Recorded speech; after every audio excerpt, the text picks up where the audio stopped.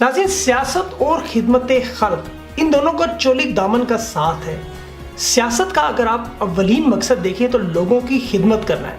ये और बात है कि लोग सियासत में आकर खिदमत खल्क को पसे पुश्त रख कर अपने ज़ाती मफादात पर चलते हुए लोगों के मसाइल हल करने की बजाय अपनी तिजोरियों को भरने में मसरूफ़ हो जाते। लेकिन इस मुल्क में कुछ ऐसे लोग भी हैं जो सियासत में आए बगैर उन्होंने लोगों के बहुत काम किए। वो मखलूक खुदा के काम आए, इंसानियत की उन्होंने खिदमत की बगैर किसी लालच के। आलमगीर खान की एक मुहिम फिक्स इट एक ऐसी ही मुहिम थी और आलमगीर खान एक ऐसा ही काम कर रहे थे। सियासत में आए बगैर उन्होंने गटरों के ऊपर जो ढक्कन लगाए, कचरा उठवाया और ऑर्फन बच्चों को, जो बच्चे स्कूलों में नहीं जा सकते, उन बच्चों के स्कूलों में जाने का इंतज़ाम किया, उनके खानों की आवाज़ उठाई, वीआईपी कल्चर पे बात की। ये वो तमाम मसाइल हैं जो हम आवाम रोज़ाना अपने सामने देखते हैं और नज़र चुरा कर गुजर जाते हैं। आलमगीर खान जैसे लोगों ने इस पर आवाज़ उठाई और रज़ाकाराना तौर पर अपने वसाइल से ये काम हुकूमतों के करने के थे, लेकिन आलमगीर खान ने रज़ाकारों की मदद से ये काम शुरू करके वक्त के हुक्मरानों को आईना दिखाया। उन्होंने ये साबित किया कि अवाम अगर कोशिश करें तो वो हकीकी तब्दीली ला सकते हैं। आलमगीर खान अब सियासत में अमली कदम रखने जा रहे हैं। बहुत से लोग उन पर तनकीद करते हैं, जो कि हमारे मुआशरे में एक बड़ी आम सी बात है। जब हम लोग खुद कोई काम कर नहीं सकते तो हम दूसरों पर तनकीद करते हैं। कुछ लोग कहते हैं वो दिखावे के लिए करते हैं। कुछ लोगों का मकसद था कि शायद उनकी तनकीद से आलमगीर खान दिलबर्दाश्ता होकर ये काम छोड़ देंगे, लेकिन इस काम ने आलमगीर खान को मज़ीद बढ़ावा दिया और वो अपने काम में तेज़ी लाए। उनके इस काम को देखते हुए इमरान खान साहब ने उन्हें NA 243 अपनी जीती हुई सीट छोड़कर वहाँ पर ज़िमनी इंतखाबात में टिकट दिया। जहाँ पर तहरीक इंसाफ की मोरूसी सियासत में ज़िमनी इंतखाबात में टिकटों की तकसीम पर बात हो रही है, आलमगीर खान जैसे शख्स को टिकट देना एक काबिल तहसीन और बहुत अच्छा इक़दाम है। लेकिन जो लोग तनकीद करते हैं, जो लोग ये समझते हैं कि आलमगीर खान दिखावे के लिए या किसी मकसद या लालच के लिए कर रहे थे, मेरी उनसे दरख्वास्त है कि आप लोग भी थोड़ा सा दिखावा करें, मुआशरे में कोई अच्छा काम करें।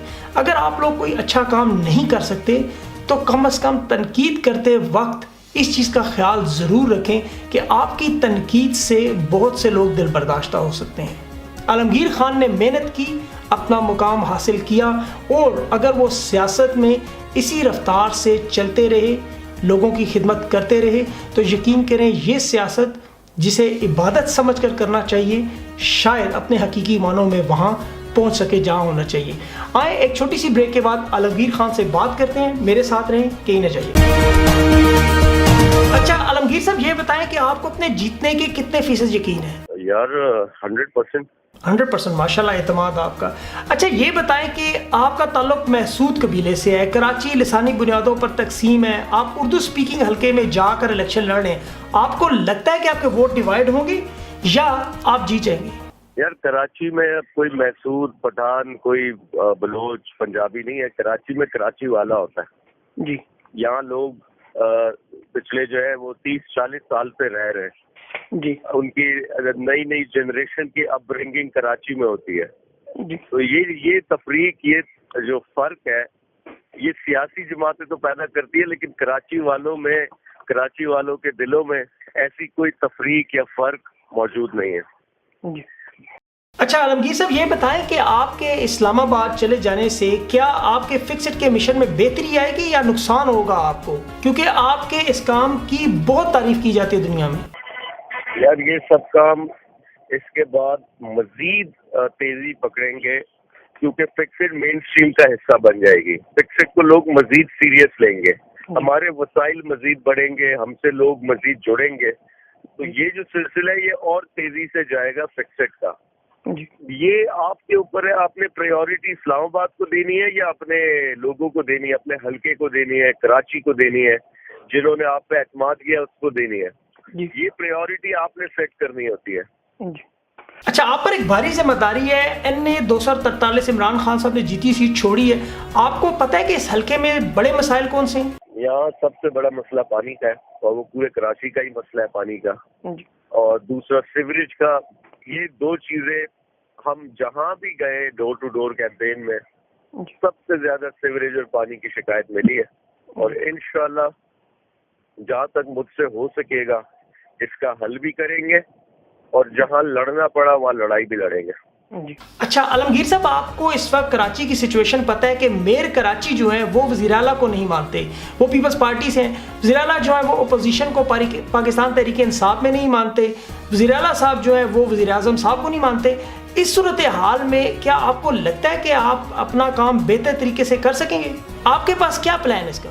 دیکھیے میرے پاس جو ایج ہے وہ کسی کے پاس نہیں ہے, وہ یہ ہے کہ میرے پاس فکسڈ کا پورا ادارہ موجود ہے.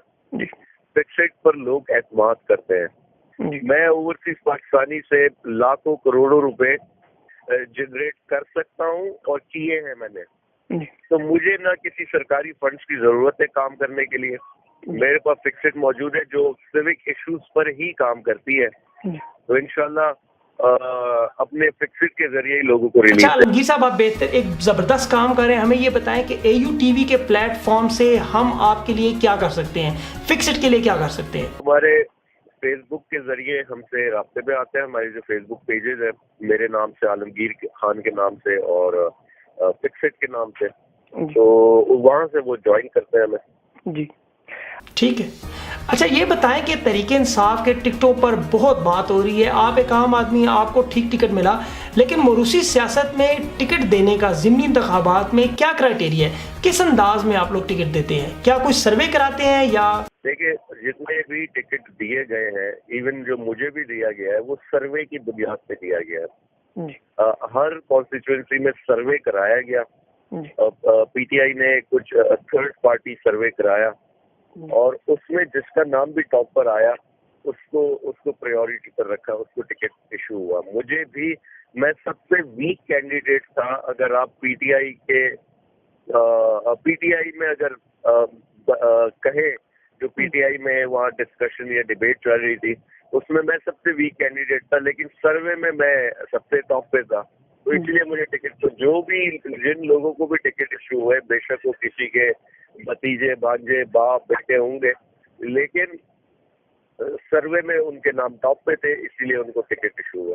کہیں سیاست کی بھول بھلائیوں میں آپ بھی کہیں کھو تو نہیں جائیں گے, اپنے مشن سے ہٹیں گے تو نہیں؟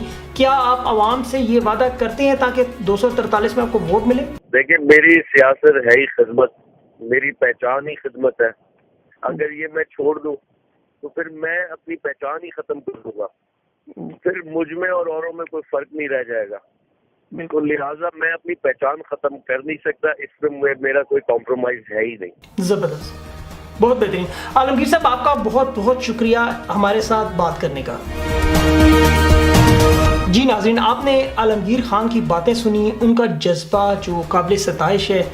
ہم ان کے جذبے کی قدر کرتے ہیں اور امید کرتے ہیں کہ انشاءاللہ مستقبل میں وہ پاکستانی سیاست میں جیت کر اپنے مشن کو نہیں بھولیں گے, ورنہ ہم انہیں یاد دلاتے رہیں گے.